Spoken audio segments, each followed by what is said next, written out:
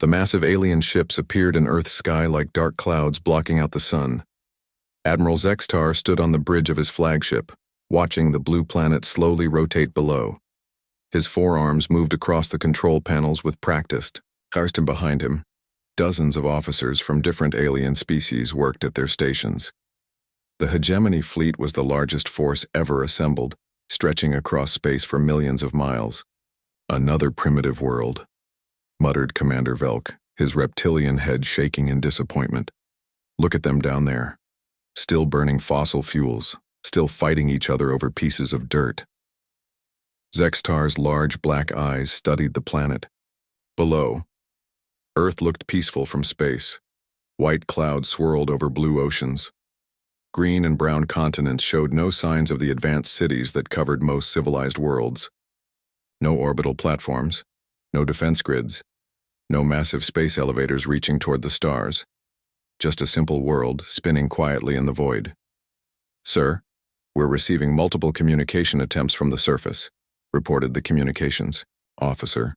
"They're using primitive radio waves, some kind of audio-visual transmission." "Display it," Zextar ordered. The main screen flickered to life. A human woman in a dark suit sat behind a wooden desk. Words scrolled across the bottom of the screen in several Earth languages. The translator quickly converted her speech into standard hegemony language. "My fellow citizens of Earth," the woman was saying, "we are not alone in the universe. Alien vessels have appeared in our skies. We do not yet know their intentions, but we will not panic. We will not surrender our world without understanding what we face." Zextar almost laughed. The human spoke as if she had a choice in the matter, as if her species could somehow resist the combined might of 3,000 star systems. The Admiral had seen this same false bravery on dozens of worlds. It always ended the same way. "Prepare the standard ultimatum broadcast," he told his communications officer. "All frequencies. Make sure every primitive device on that planet receives our message." The hegemony had perfected this process over hundreds of years. First came the demonstration of overwhelming force, then the ultimatum. Finally, either peaceful, surrender, or complete destruction. Most species chose surrender after seeing what happened to those who refused. Within minutes, every television, radio, computer, and communication device on Earth began broadcasting the same message. Zextar's image appeared on screens across the planet. His voice, automatically translated into hundreds of Earth languages, spoke with calm authority. "Primitive inhabitants of the third planet, I am Admiral Zextar of the Hegemony Combined Fleet. Your world now falls under our protection and rule. You have 72 Earth hours to surrender all military forces and governmental control. Resistance will result in the complete sterilization of your planet. Choose wisely." The message repeated every hour. Zextar expected the usual response. Panic in the streets, desperate attempts to negotiate, political leaders arguing among themselves, before finally accepting the inevitable. He had seen it all before, but something felt different this time. "Sir," called the intelligence officer, "we're intercepting thousands of military communications from the surface. They're not discussing surrender terms." "What are they discussing?" Zextar asked. "Defensive positions, weapons distribution, evacuation of civilians from major cities. And, sir, they're moving their military assets, spreading them out, hiding them." Zextar frowned. "Hiding them? From us? Don't they understand that we can see everything from orbit?" "That's just it, sir. They seem to know we can track their major installations, so they're breaking everything into smaller pieces, making it harder for us to target them all at once." The Admiral studied the tactical display showing Earth's surface. Bright dots marked known military bases, government buildings, and communication centers. But as he watched, many of the dots began moving, spreading apart, disappearing into forests and mountains and underground facilities. "Interesting," he murmured. "Show me their leaders. How are they responding to our ultimatum?" The screen changed to show various human officials. Most looked frightened as expected, but others showed something Zextar had rarely seen on other worlds. They looked angry, determined. A few even looked excited, as if they welcomed the coming fight. One broadcast caught his attention.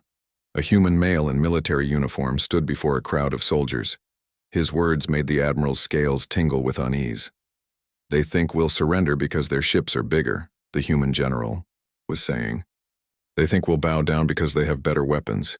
But they don't understand something about humans. We've been fighting each other for thousands of years. We know how to fight. We know how to die. And we know how to make our enemies pay for every inch of ground." The soldiers cheered. Not the desperate cheer of people trying to convince themselves they had hope. The eager cheer of warriors ready for battle. "Sir," the intelligence officer called again, "you need to see this. We've been analyzing their historical data.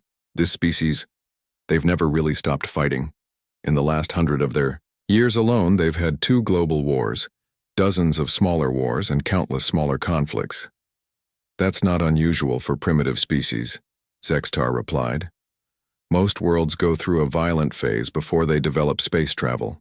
This is different, sir. They didn't grow out of their violent phase, they just got better at it. Look at this data." Charts and numbers filled the screen. Zextar studied them with growing concern. Humans had developed thousands of different ways to kill each other. Explosives, chemical weapons, biological weapons, nuclear weapons. They had built weapons capable of destroying their entire planet, then built more weapons to defend against those weapons. They created something called nuclear warfare. The intelligence officer continued. Weapons that could destroy entire cities.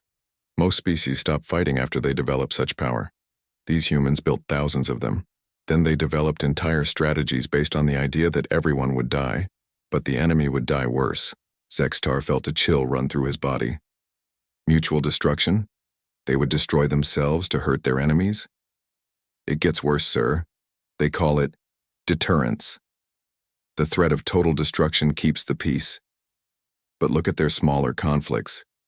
They still fight constantly. They've developed something they call asymmetric warfare. Small groups using terror tactics against larger forces. And they're very good at it. The admiral stared at the data.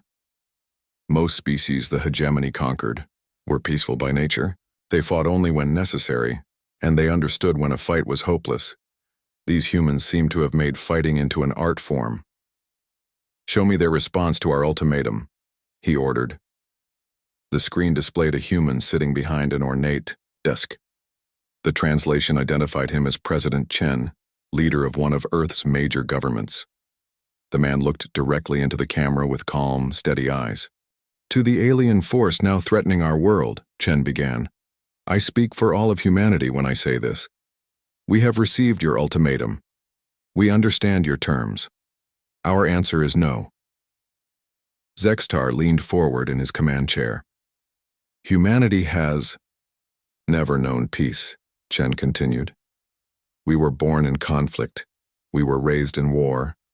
We have spent our entire history learning how to fight, how to survive, and how to win against impossible odds. You see us as primitive. We see ourselves as experienced."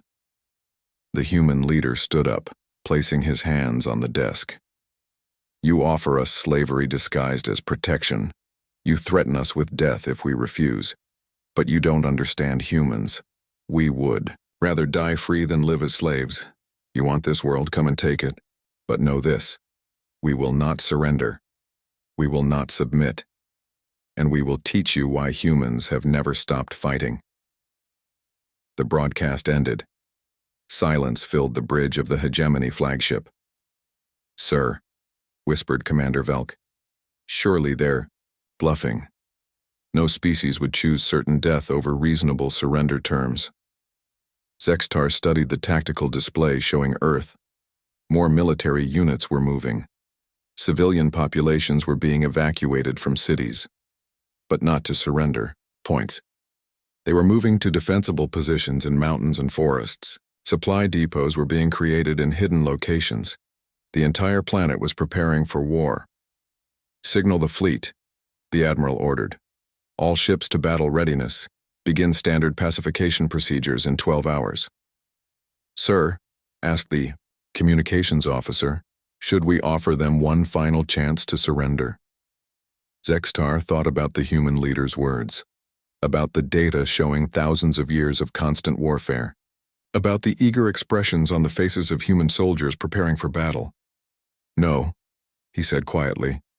"I don't think they would accept." As Earth continued to spin below, both sides prepared for a conflict that would change the galaxy forever.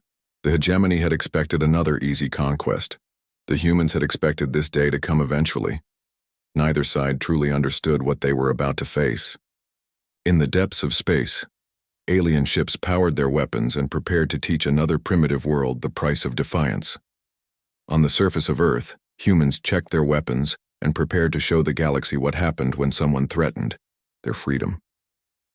The 72-hour countdown had begun, but both sides already knew there would be no surrender. There would be only war. The first alien bombs fell on Earth exactly 72 hours after the ultimatum ended. Zextar watched from his command ship as bright flashes erupted across the planet's surface. The hegemony had chosen their targets carefully: military bases, government buildings, communication centers, nuclear facilities, all the standard targets that had worked on every other world. "Direct hits on all primary targets," reported the weapons officer. "Pentagon destroyed. Cheyenne Mountain Complex eliminated. All major military headquarters show complete destruction." Zextar nodded. This was how it always went. Shock and awe. Destroy the enemy's ability to coordinate resistance. Most species surrendered within hours of seeing their command structure vaporized. "Sir, we're detecting massive communication activity from the surface," called the intelligence officer, "but it's not coming from government channels." "What do you mean?" "The humans appear to have backup communication systems, civilian networks, something they call the Internet. It's routing around the damage automatically." On the main screen, intercepted human communications flowed past in dozens of languages. The translator worked overtime to convert them to standard hegemony language. Zextar read message after message with growing confusion. Washington hit. Moving to Site R. Pentagon. Down, authority transferred to Mobile Command 1. Cheyenne Mountain destroyed. NORAD backup active at Peterson. "How many backup facilities do they have?" Zextar muttered. "We're still counting, sir. It appears they built their entire military structure with the assumption that any major facility could be destroyed at any time. They have backup facilities for their backup facilities." This was new. Most species kept their command structure centralized for efficiency. The humans seemed to have made inefficiency into a survival trait. "Begin Phase 2, Zextar ordered. "Target their civilian infrastructure, power plants, water treatment, transportation hubs. Cut off their ability to support military operations." More lights flashed across Earth's surface as alien weapons struck their targets. Power grids went dark, water stopped flowing, roads and bridges crumbled under alien fire. "Sir," the intelligence officer called, "you need to see this." The main screen showed footage from Earth's surface. In a city where the power plant had been destroyed, humans were setting up small generators and solar panels. Where bridges had been destroyed, they were building pontoon crossings and using boats. Where water treatment plants were gone, they were digging wells and setting up filtration systems. "How quickly are they adapting?" Zextar asked. "Too quickly, sir. It's like they planned for this exact scenario. They're not panicking, they're not fleeing, they're just switching to backup systems and continuing to fight." Commander Velk stepped forward. "Sir, perhaps we should move to ground assault. Put troops on the surface and take control directly." Zextar considered this. The hegemony Marines were well-trained and well-equipped. They had conquered dozens of worlds through ground assault when orbital bombardment wasn't enough. "Very well. Prepare the assault shuttles. We'll take their moon first as a staging area, then move to the planet itself." The attack on Luna began at dawn, Earth time. Hundreds of hegemony assault craft descended on the moon's mining facilities and research stations. The aliens expected minimal resistance. Human space presence was limited, and the moon had no atmosphere to support large-scale combat. What they found instead was a trap. The first shuttles landed near the main mining complex without incident. Hegemony Marines poured out of their craft and advanced on the facility. Human defenders fired from prepared positions, but their weapons seemed primitive compared to alien technology. The Marines advanced steadily, pushing the humans back. Then the explosions began. The entire mining complex erupted in a chain reaction that could be seen from Earth. The blast was so massive it cracked the moon's surface and sent debris flying into space. 3 hegemony cruisers orbiting nearby were destroyed by chunks of rock traveling at incredible speed. On the flagship, Zextar stared at the tactical display in shock. Where the mining facility had been, there was now a crater several miles wide. "What happened?" he demanded. "The humans rigged the entire facility to explode," reported the weapons officer. "They used mining charges, fuel reserves, everything. They turned their own base into a weapon. But their own people were inside. They killed their own defenders." "Yes, sir. Along with 200 of our Marines." Zextar felt something he had never experienced before. Not fear, exactly, but a deep unease. What kind of species destroyed their own facilities rather than let them be captured? What kind of warriors chose mutual destruction over defeat? "Sir, incoming transmission from the surface," called the communications officer. A human woman appeared on the screen. She wore a military uniform and spoke with calm authority despite the explosions visible behind her. "Unknown alien commander," she said. "This is General Martinez of the Earth Defense Force. I wanted to make sure you understood what just happened on Luna. We didn't fight you there to win. We fought you there to teach you a lesson." Zextar found his voice. "What lesson?" "That humans don't surrender territory. We destroy it first. Every facility you want to capture, we can turn into a weapon.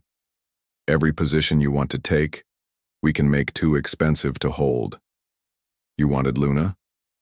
You can. Have the crater." The transmission ended. Zextar stared at the empty screen, trying to process what he had just heard. "Sir," called another officer, "we're detecting movement near the crash sites of our destroyed ships on Luna." "What kind of movement?" "Human salvage teams. They're already collecting wreckage." "Our wreckage." Within hours, intercepted human communications revealed the truth. Human engineers were studying alien technology from the crashed ships. Not just studying it, but understanding it, adapting it, improving it.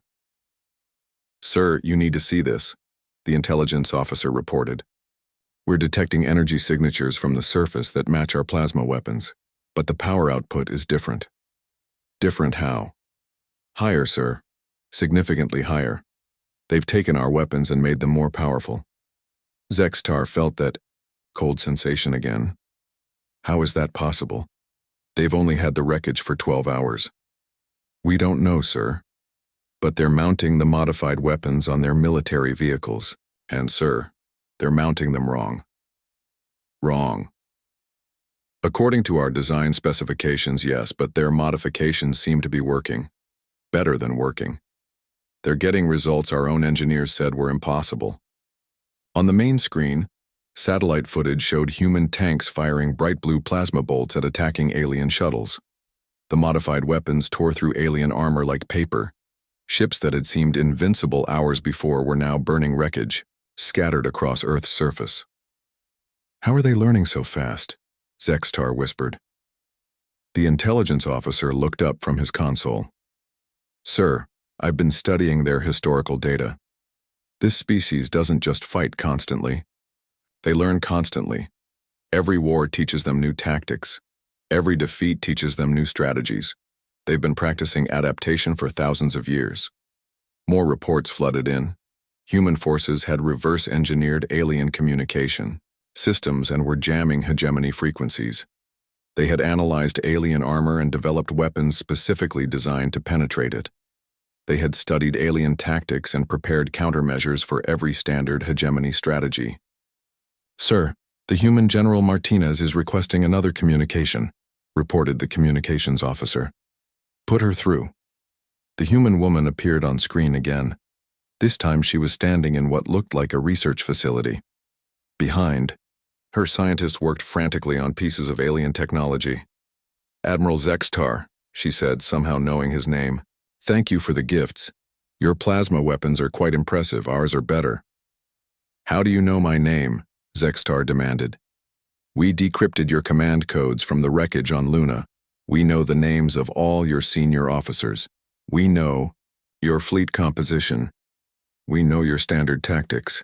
Your people are very good at building databases. They're not very good at protecting them. Zextar's blood ran cold. Impossible. Our encryption is unbreakable. By your standards, yes, but you've never fought humans before. We've been breaking each other's codes for centuries. We're very good at it. Martinez smiled, and it was not a pleasant expression. We're very good at a lot of things you haven't encountered yet. The transmission ended again. Zextar turned to his intelligence officer. Status report. Complete. Assessment. Sir, the humans have exceeded all projections. They're adapting faster than any species we've encountered. They're using our own technology against us, and sir, they're enjoying it. Enjoying it? Their communications are full of excitement. They're not fighting because they have to. They're fighting because they want to. This is what they do. This is what they're good at. Zextar looked at the tactical display showing Earth. Red dots marked ongoing battles across the planet's surface. But there were far more red dots than there had been that morning. The humans weren't just defending. They were attacking. Using captured alien technology, they were launching raids on hegemony positions, taking prisoners, capturing more equipment, learning more about their enemies. Sir, called the communications officer, we're receiving reports from the other fleets in our sector. They're requesting immediate reinforcements. Other fleets? What other fleets? The ones attacking human colonies on other worlds, sir. The humans on those worlds are fighting back too. And, sir, they're coordinating with Earth somehow. Sharing information, sharing tactics. Zextar realized with growing horror that the hegemony had made a fundamental miscalculation. They had thought they were conquering a single world. Instead, they had declared war on an entire species that was spread across dozens of worlds, a species that shared information instantaneously and adapted to new threats faster than any enemy they had ever faced. Admiral, Commander Velk said quietly, perhaps we should consider negotiating with them. Negotiating? Zextar laughed bitterly. Did you see the expression on that human general's face? She doesn't want to negotiate. She wants to fight. They all want to fight. Then what do we do? Zextar stared at the planet below. Earth continued to spin peacefully, but he knew that peaceful appearance was a lie. Down there, an entire species was preparing for a war that could last years, decades, generations. We escalate, he said finally. Bring in the reserve fleets. All of them. If the humans want a war, we'll give them one they can't win. But even as he gave the order, Zextar wondered if the hegemony truly understood what they were getting into. The humans had already proven they were willing to destroy their own facilities rather than surrender them. They had shown they could adapt alien technology faster than should be possible. They had demonstrated tactical thinking that bordered on insanity. What would they do when the real war began? Captain Sarah Martinez watched the alien dreadnought grow larger through the viewport of her stolen shuttle. The massive ship stretched for miles, its biomechanical hull pulsing with organic lights. She had been planning this mission for 3 weeks, ever since Earth scientists figured out how to override alien ship controls. Martinez to command, she spoke into her communicator. Beginning final approach. Target confirmed as the Hegemony Mobile Command Station. Copy that, Sarah, came the reply from General Rodriguez back on Earth. Are you sure about this? We could find another way. Sarah smiled grimly. General, with respect, this is the human way. We don't find other ways. We find the way that hurts the most. Behind her, the rest of her team made final preparations. Lieutenant Chen checked the explosive charges they had rigged throughout the shuttle. Sergeant Williams verified that their captured alien weapons were fully charged. Corporal Jackson monitored the alien ship's defensive systems. Captain, Jackson called, their shields are still down. They think we're one of their own shuttles returning from a raid. Perfect. Chen, how long until detonation? 30 seconds after impact, Captain. That should give us time to broadcast the message before we blow. Sarah nodded. The message was the important part. Not the destruction of the command ship, though that would certainly hurt the aliens. The message was what would change everything. The shuttle passed through the dreadnought's landing bay shields and settled onto the deck with a soft thud. Alien technicians approached to service what they thought was one of their own craft. They never saw the humans coming. Sarah's team moved quickly and silently through the ship's corridors. Their stolen alien uniforms and forged identification codes got them past most security checkpoints. The few guards they encountered died before they could raise an alarm. "Command center dead ahead," whispered Chen, consulting the alien ship, schematics they had downloaded from captured computers. The command center was massive, filled with alien officers from dozens of different species. At the center, Admiral Zextar stood before a holographic display showing the current state of the war. Sarah could see red markers indicating human resistance all across the galaxy. "Now," she whispered. The team struck simultaneously. Alien officers fell before they could react. Sarah reached the main communication console and began uploading her pre-recorded message to every hegemony frequency. "Attention all hegemony forces," her voice began, broadcasting across the alien fleet. "This is Captain Sarah Martinez of the Earth Defense Force. You wanted to see how humans fight? You wanted to understand why we won't surrender? Let me show you." On the main screen, footage began playing. Not propaganda or carefully selected clips, but raw historical data that human intelligence had prepared specifically for this moment. "This is how humans fight." Sarah's voice continued as the images showed ancient battles, medieval sieges, and modern warfare. "We have been fighting for 10,000 years. We have fought with sticks and stones. We have fought with swords and guns. We have fought with nuclear weapons that could destroy our entire planet." The footage shifted to show human civilians during wartime. Ordinary people building bombs in their basements during World War II. Children learning to fight in schools during conflicts across Earth's history. Elderly people taking up arms to defend their homes. "You think you understand warfare because you have conquered weak species that surrendered when faced with superior force," Sarah continued. "But humans don't surrender when faced with superior force. We study it. We adapt to it. We find ways to turn your strength against you." More footage played. Human engineers reverse engineering captured alien technology. Human soldiers using improvised weapons to destroy alien vehicles. Human civilians turning their own cities into death traps for invading forces. "You offered us slavery or death. We choose death, but not just our own death. Your death. Because that's what humans do. We don't fight to win. We fight to make sure you lose." Admiral Zextar finally broke from his shock and lunged toward the communication console, but Sarah was ready for him. Her stolen alien weapon fired once, dropping the Admiral to the deck. 10 seconds to detonation, Chen reported calmly. Sarah continued broadcasting as explosions echoed through the ship. "Every human you kill will be replaced by 10 more who have learned from their death. Every ship you destroy will teach us how to destroy yours better. Every victory you claim will show us your weaknesses." 5 seconds, Chen said. "You wanted this war," Sarah said, looking directly into the alien commander's dying eyes. "You're going to get it. All of it. Until one of us is completely destroyed.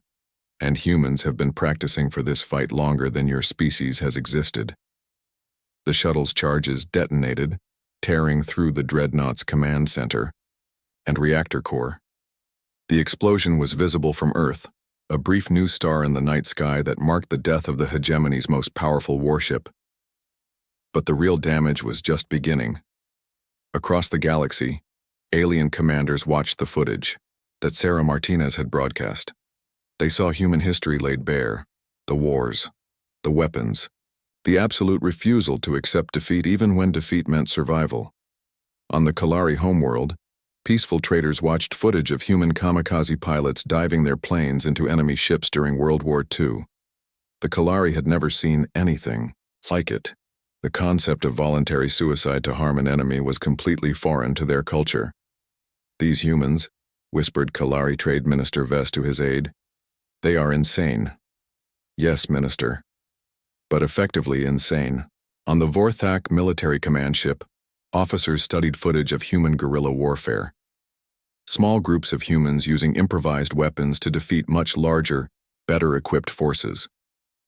The tactics were primitive by Vorthak standards, but they worked. Again and again throughout human history they worked. "How do you fight an enemy that doesn't fear death?" asked Commander Thek. "You can't," replied his second-in-command. "You can only try to kill them all before they kill you." And if you can't kill them all? The question hung in the air without an answer. On Earth, the effect of Martinez's broadcast was immediate. Human resistance groups that had been fighting independently suddenly coordinated their efforts. The message hadn't just been for alien eyes. Hidden in the historical footage were tactical codes and strategic information that allowed human forces across the planet to synchronize their attacks. General Rodriguez stood in the underground bunker that served as Earth's new command center. Around him, officers coordinated strikes on alien positions worldwide. The tactical display showed a planet in flames, but those flames were burning alien invaders as often as human defenders.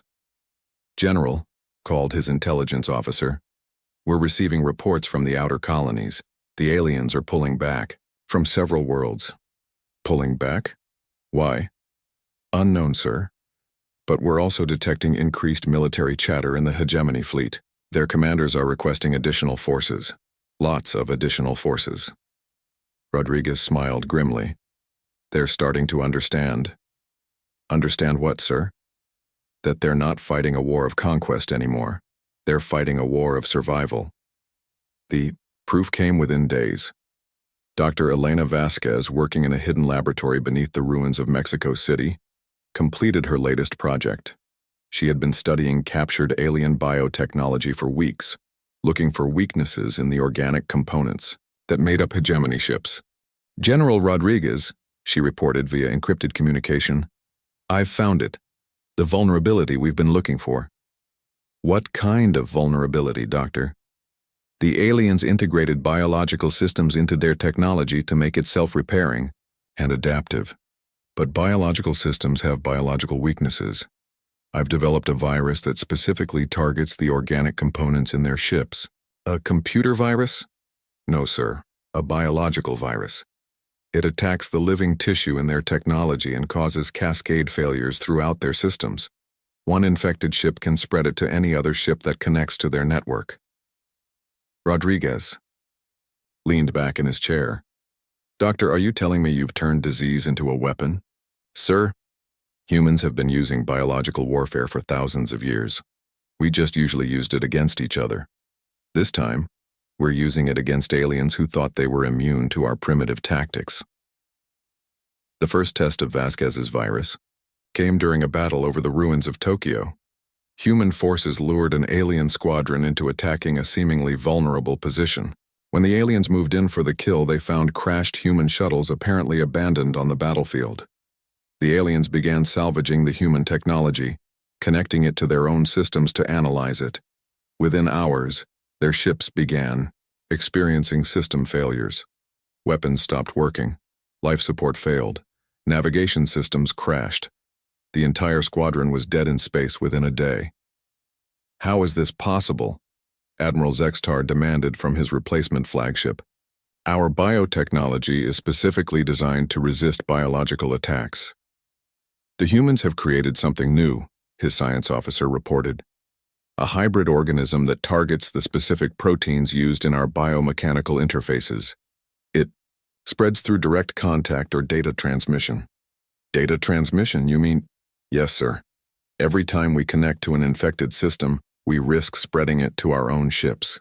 The humans have weaponized information itself." Across the galaxy, hegemony forces began experiencing the same problems. Ships that had operated flawlessly for decades suddenly began failing. Supply lines that depended on biomechanical systems collapsed. Communication networks that relied on organic components went silent. The Hegemony Council convened an emergency session on their homeworld, light years from the fighting. Representatives from dozens of species gathered to discuss what many were beginning to call the human problem. "Honored colleagues," began Council Speaker Zith, "we face an unprecedented situation. A primitive species has not only resisted our conquest, but has begun to threaten our very survival. They're just one species on one world, protested Representative Kroll of the Vorthak. Surely we can overwhelm them with sheer numbers. One world, Speaker Zith activated a holographic display showing the current state of the war. They have colonies on 47 worlds. They have ships in 30 star systems. And every day they capture more of our technology and use it against us. The display showed the spreading effects of human resistance. Alien supply convoys under constant attack. Military bases abandoned after human infiltration made them unusable. Entire sectors where hegemony forces had simply retreated rather than continue fighting an enemy that seemed to grow stronger with every defeat. What do they want? Asked Representative Vess of the Kalari. Surely we can negotiate some kind of peace. They don't want anything, replied Zith grimly. That's what makes them so dangerous. They're not fighting for territory or resources or political advantage. They're fighting because someone attacked them. And they won't stop fighting until that someone is destroyed. All of us? Whispered Representative Thorne of the Draxii. They want to destroy all of us? No, Zith said quietly. They want to destroy the idea that someone can attack them and get away with it. We could retreat to the far edge of the galaxy and they would follow us. We could hide on barren worlds with no strategic value, and they would find us. Because this isn't about conquest anymore. This is about principle. What principle? That nobody threatens humanity and lives to tell about it. The session ended with no resolution. For the first time in hegemony history, the Council could not agree on how to proceed. Some wanted to escalate the war and crush humanity through overwhelming force. Others wanted to withdraw and hope the humans would be satisfied with driving them away. A few suggested immediate surrender. But as reports continued to arrive from the front lines, one thing became clear to everyone in the room. The humans weren't interested in their debates, or their politics, or their internal struggles. The humans were only interested in winning, by any means necessary, at any cost, for as long as it took, and they were very, very good at it. Agent Michael Chen moved through the corridors of the hegemony capital ship like a ghost. His stolen alien uniform and forged biometric implants had gotten him past 6 security checkpoints. The biovirus his team had released into the ship's systems 3 days ago had disabled most of the automated defenses. Now he just had to reach the central communication array without being discovered. Behind him, the rest of his Black Ops team followed in single file. They had trained for this mission and captured alien simulators for 2 months. Every corridor memorized. Every security protocol understood. Every possible escape route planned and rehearsed. Target is 50 meters ahead, whispered Sergeant Kim through their encrypted communication system. 2 guards at the entrance. Chen nodded and signaled for his team to stop. The guards were Vorthak, 7 feet tall with natural armor and enhanced reflexes. But Chen had fought Vorthak before. They were strong and fast, but they thought in straight lines. Humans didn't. Kim, Jackson, take the flanking positions. Williams, you're with me on the direct approach. Go. The guards died without making a sound. Chen's team dragged the bodies into a storage compartment and sealed the door. Then they entered the communication center, the heart of the hegemony's galaxy-wide information network. How long do we have? Chen asked their tech specialist. Maybe 20 minutes before they discover the guards are missing, replied Corporal Davis. But I need at least 30 to upload everything. Then we make our own time. Kim, seal that door. Jackson, watch the other entrance. Williams, help Davis with the upload. Chen activated his personal communicator and sent a coded message back to Earth. Package delivery in progress. Expecting visitors soon. The reply came immediately from General Rodriguez. Understood. Give them our regards. What Chen was about to upload would change the war forever. Not tactical information or stolen technology, but something far more valuable. Truth. Raw, unfiltered documentation of human history and human nature, delivered directly to every alien in the hegemony. Upload at 60%, Davis reported. Sir, they're going to try to cut the transmission. Let them try. We've got redundant connections through 17 different relay stations. They'd have to destroy half their communication network to stop us. Alarms began blaring throughout the ship. Chen could hear running footsteps in the corridors outside. The hegemony forces had discovered their presence, but it was too late to stop the upload. 80%, Davis called. Explosions echoed through the ship as human sabotage charges detonated in key systems. Chen's team wasn't the only group of humans aboard the capital ship. While they handled the upload, other teams were ensuring the ship would never threaten another human world. 95%. Almost there. The door burst open and alien soldiers poured into the room. Chen's team opened fire with captured hegemony weapons, cutting down the first wave of attackers. But more kept coming. "Upload complete," Davis shouted. "Message is broadcasting on all frequencies." "Good," Chen said, switching to his backup weapon as his primary ran out of ammunition. "Williams, activate the ship charges. Time to go home."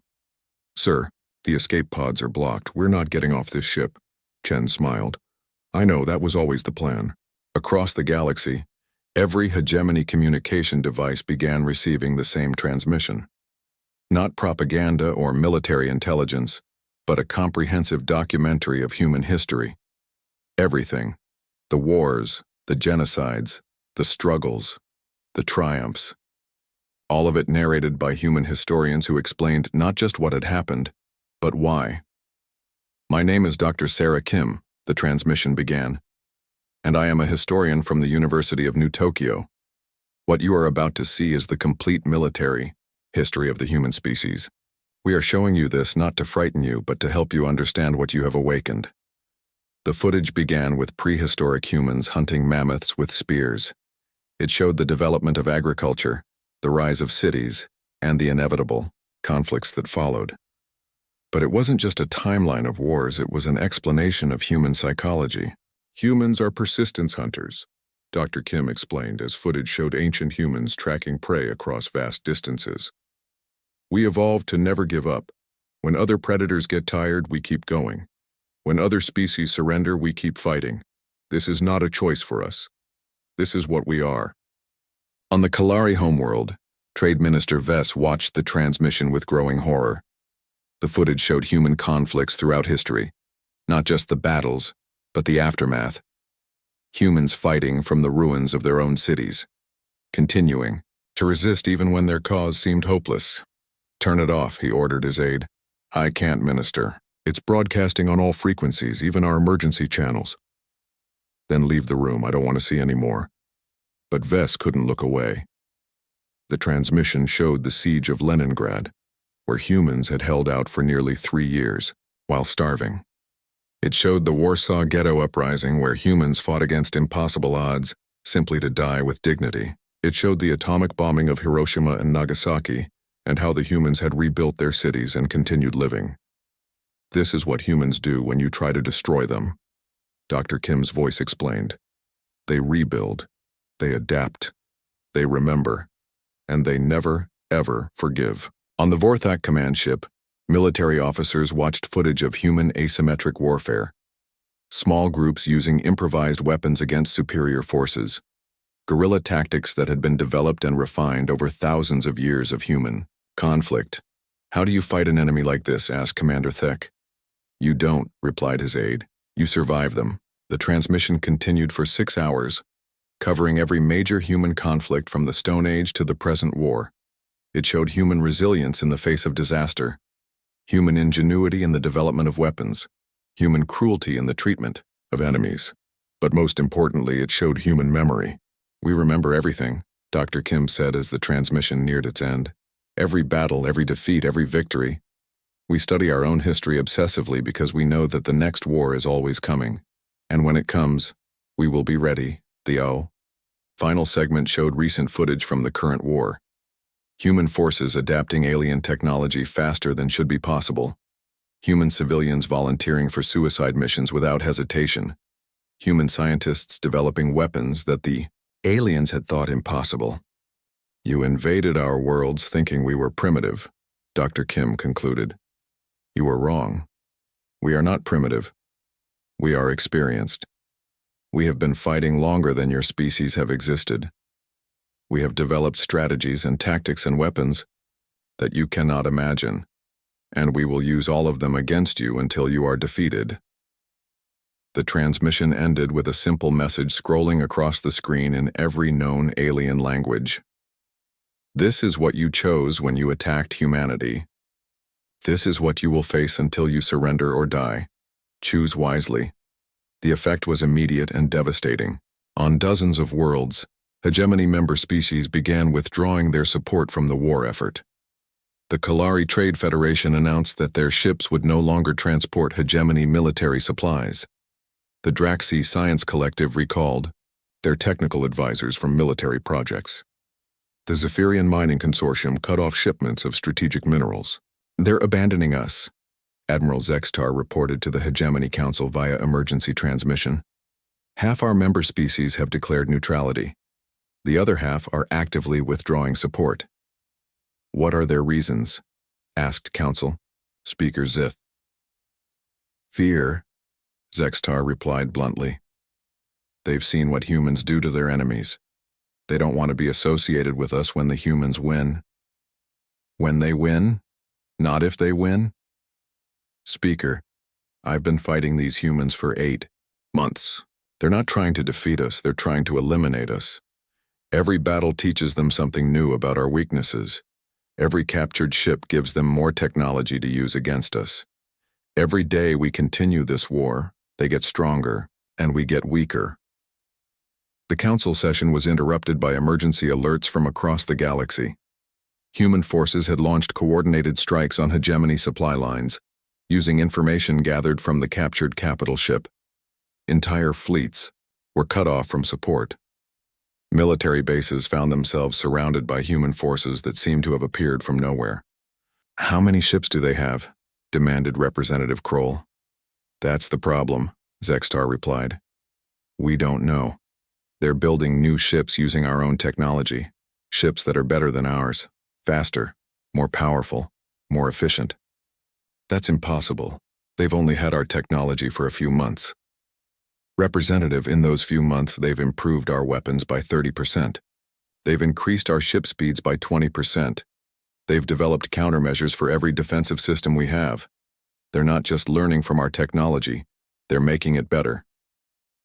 On Earth, the effect of the transmission was different but equally dramatic. Human resistance groups that had been fighting independently suddenly found themselves part of a coordinated global effort. The message hadn't just been for alien consumption.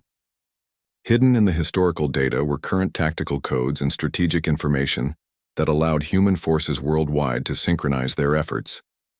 General Rodriguez stood in the rebuilt command center, watching tactical displays that showed human victories across the planet.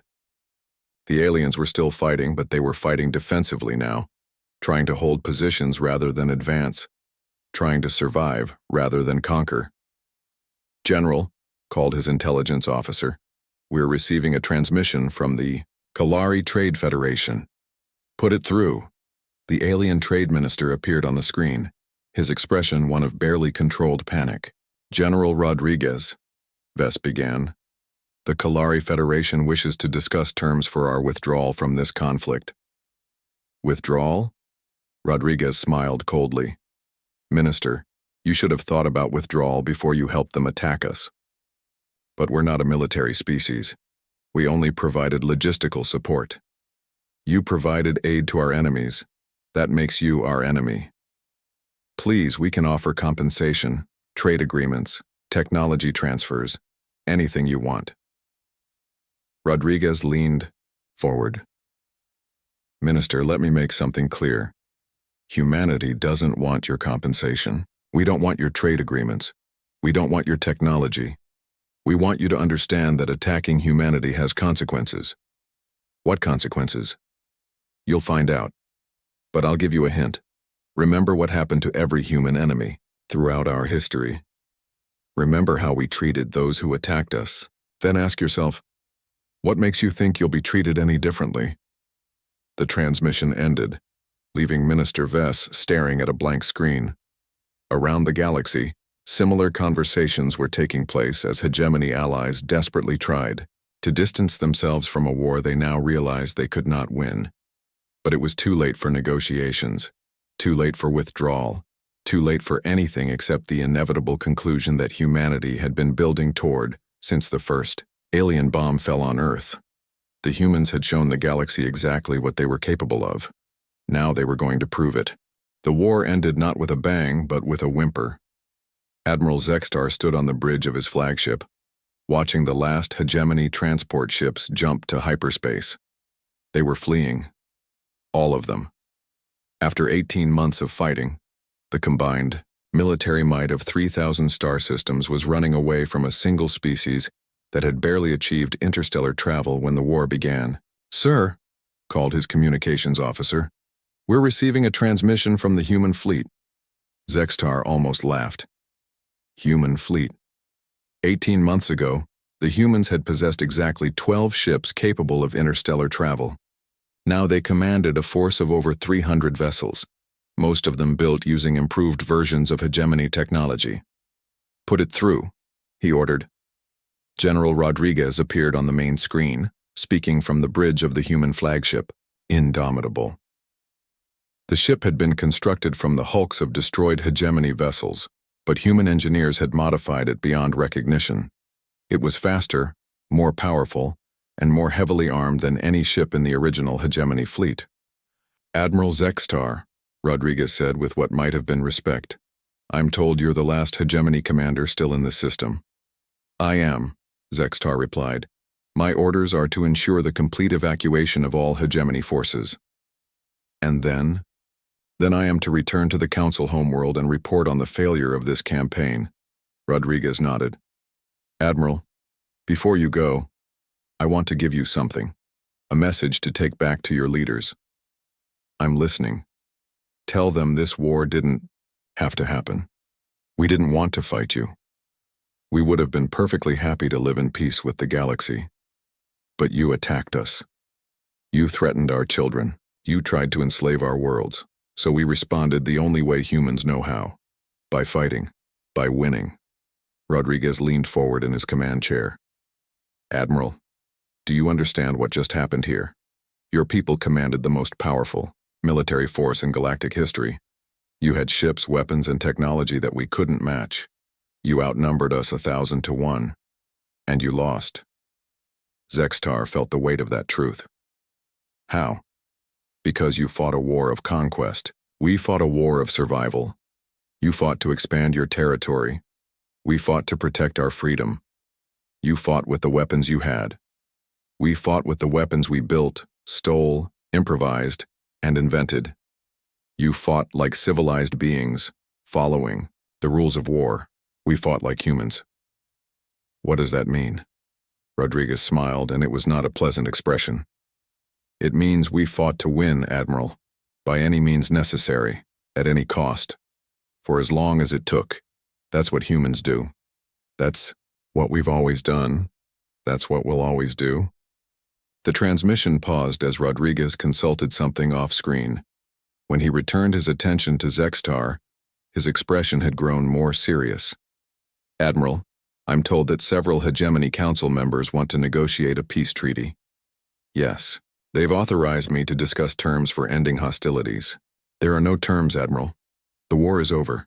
You lost. But that doesn't mean we're enemies forever.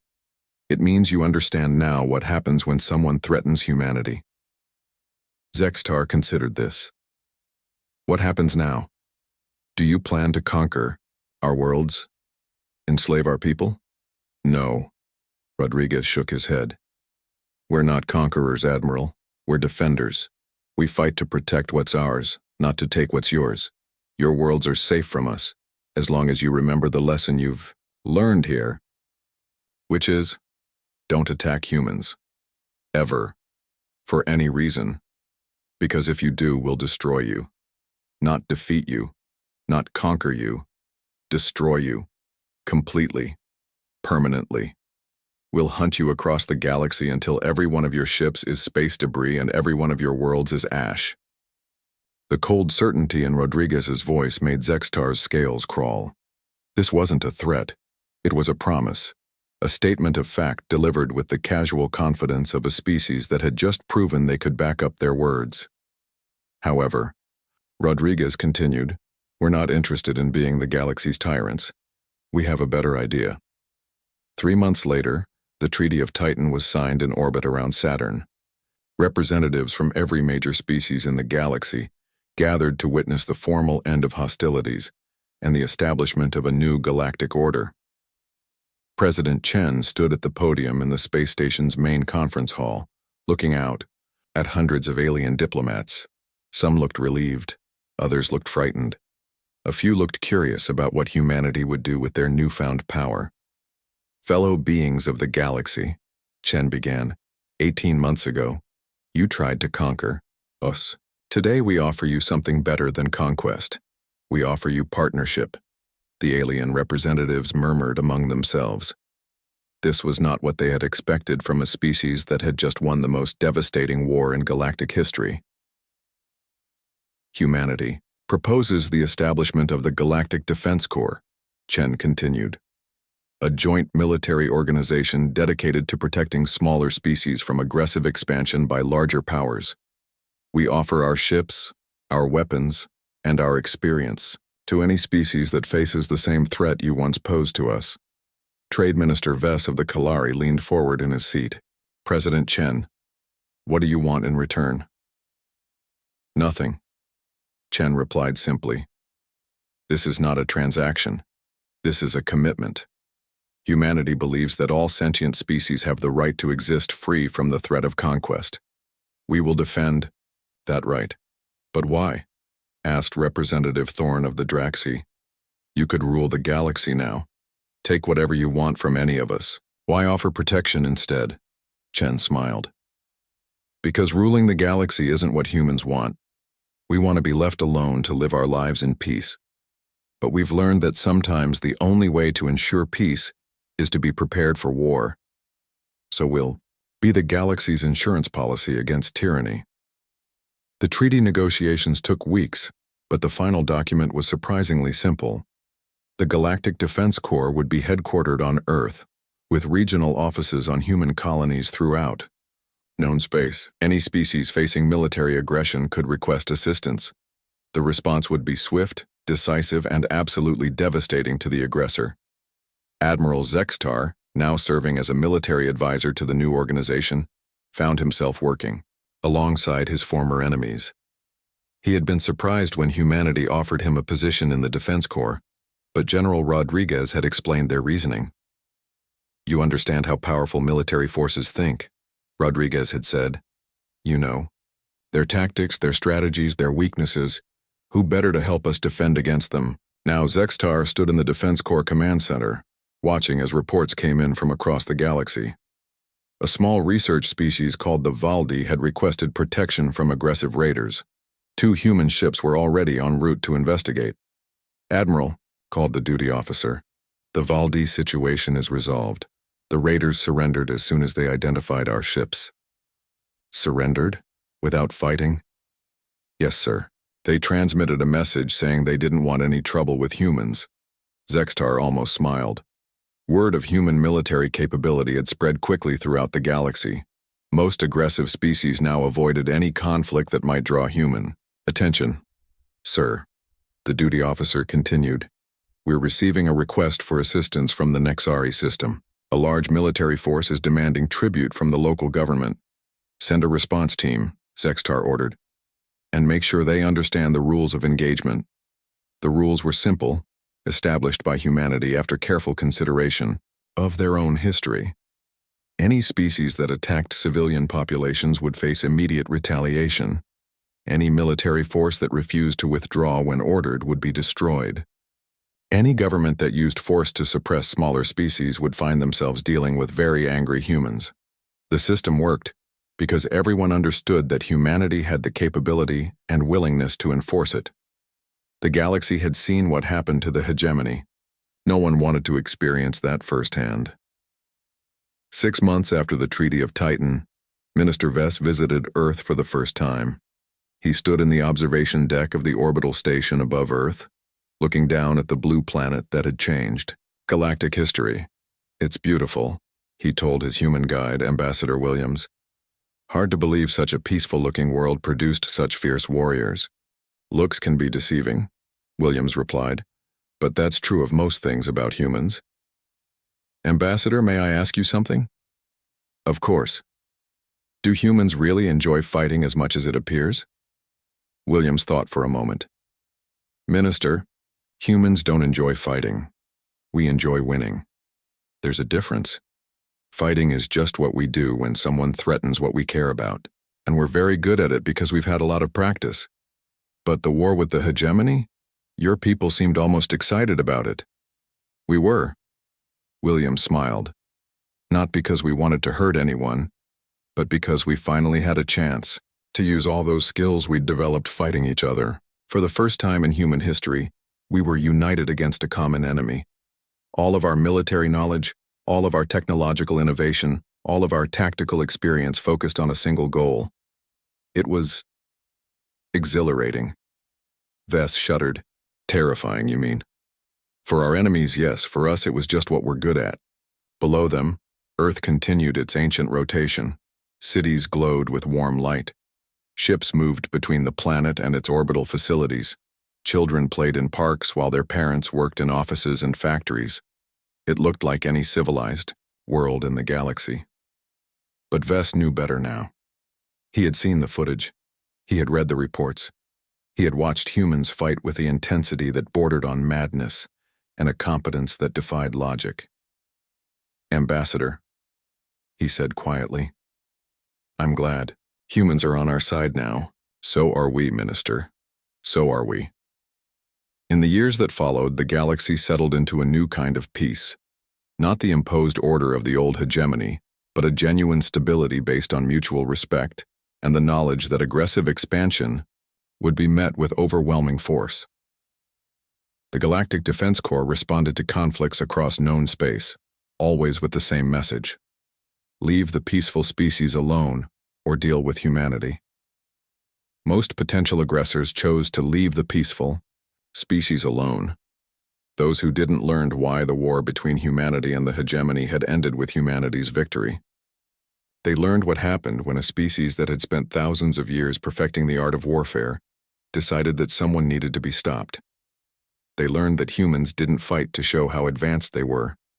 They fought to show how far they were willing to go. And the galaxy was a safer place because of it. The final entry in Admiral Zextar's official report to the former Hegemony Council summarized the entire conflict in a single paragraph. We believed that technological superiority guaranteed victory. We believed that overwhelming force would ensure rapid surrender. We believed that primitive species could not resist advanced civilizations. We were wrong on all counts. Humanity has taught the galaxy that the most dangerous enemy is not the one with the best weapons, but the one with the strongest will to use them. They have proven that sometimes the greatest military advantage is simply refusing to accept defeat. The hegemony fell not because humans were stronger, but because they were more determined. Future conflicts should take this lesson into account. It is not enough to be able to destroy your enemy. You must also be willing to pay any price to achieve that destruction. Humans are willing. Most species are not. This is why they won, and why they will continue to win any conflict they choose to fight. The report was classified and stored in the deepest archives of the former hegemony worlds, but its conclusion was already spreading throughout the galaxy, carried by traders and diplomats and military officers who had witnessed the war firsthand. The humans had won not because they were more advanced or more numerous or more powerful. They had won because they were more human than their enemies, were alien. And that, more than any weapon or strategy or technology, had made all the difference.